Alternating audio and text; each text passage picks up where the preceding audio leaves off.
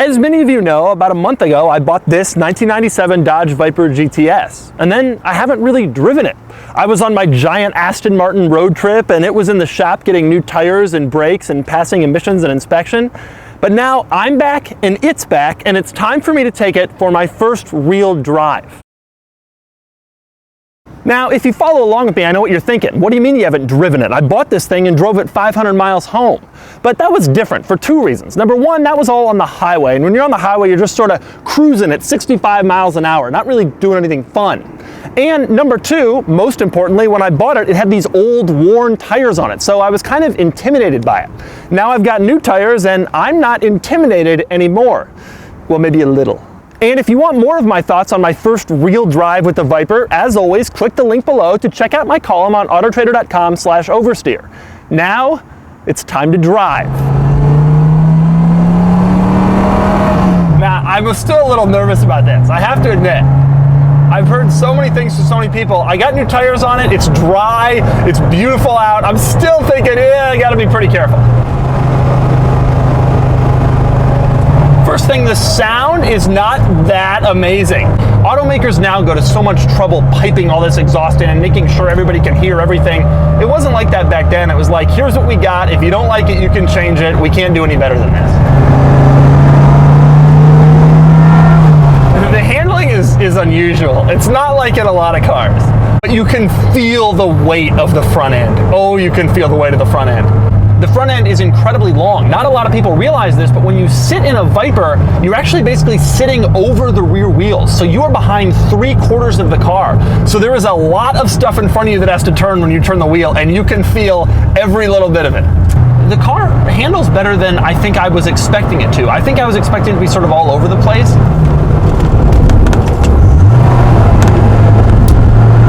At stoplights, it just rumble. At Porsches, they don't do that. They just sit there, and you'd never know they were on. This thing, it's like a Harley. The sensation of speed in this car is really amazing.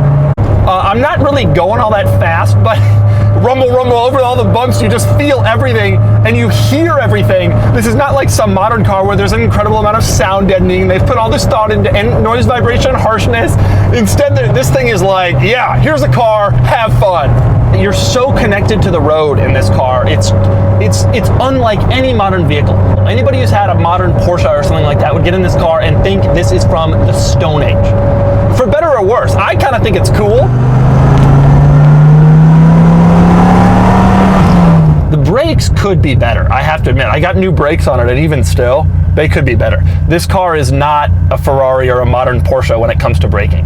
This car is sort of the link between the 70s and the 2010s. It's directly there in the middle, and the braking is not like it is in a modern car. The ride's harsh. I'm not gonna say the ride's not harsh. It kicks you around. You gotta be prepared for that. When I was on my road trip, a lot of people asked me, hey, why don't you do this trip in the Viper? And I was thinking to myself, I would never do this trip in the Viper. I'd rather die. I still am not in the world where I'm gonna push the pedal down when I'm turning. Right now, I'm still reserving my throttle floors for when I'm going dead straight. You know, Mustangs have gotten a lot of crap for people crashing them. Go online and look up Viper crashes. It is unbelievable how many Vipers have been put away. If you're driving one of these things and not paying attention, you should be in something else. This car is something you take out on a Sunday when you want to devote 100% of your energy at that moment to driving. The thing also about the Viper that kind of keeps you in check, in a car like the Aston, when you put your foot down, you don't hear that much until the engine really gets up there. In this thing, you immediately hear it. There's no trickery. There's no, you look down at your speedo and you're like, I can't believe I'm going 80. You know you're going 80. Everybody stares at you in this car. Everybody stares. This car attracts more attention than virtually any car that I've ever owned. It's, bright blue. It's got this shape. Everybody knows this shape. The novelty of this car absolutely has not worn off for me. Every time I see it in my parking garage, I'm like, oh, this is so cool. Even if I'm driving something else. A lot of people just think most sports cars are the same, and they never really get, why do you want that sports car? You're just trying to show off. And it's like, no. Each car provides you a dramatically different driving experience. And this one really provides you a dramatically different driving experience. I have have to admit, I was excited for this to be my first like fun, go have fun, go crazy drive. It still intimidates me. I still think about all of the crash photos and videos I've seen and all the people who told me to be careful. I think it's going to be a while before I'm not really feeling intimidated by this car. I wonder how long other Viper owners have gone. Aside from my long trip, this is my first tank of gas in this car, and I'm certainly not there yet.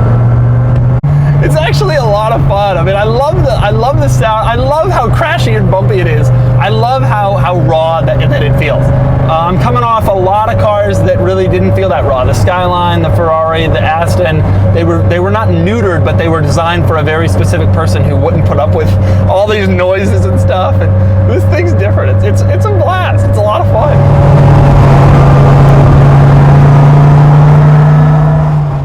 Well, that was a blast, and I'm really starting to enjoy this car. So much that I have a lot of really cool things planned for it in the upcoming weeks and months. And don't forget, the surprise mystery Doug car is still coming, and it's almost here. So get ready for a big surprise really soon. Because unlike in modern... Go. God. There's nothing worse than people who try to race you and they're in Tuaregs. Just leave me alone, dude. I'm not gonna race. I'm not impressed that you're going 80 miles an hour. Go away.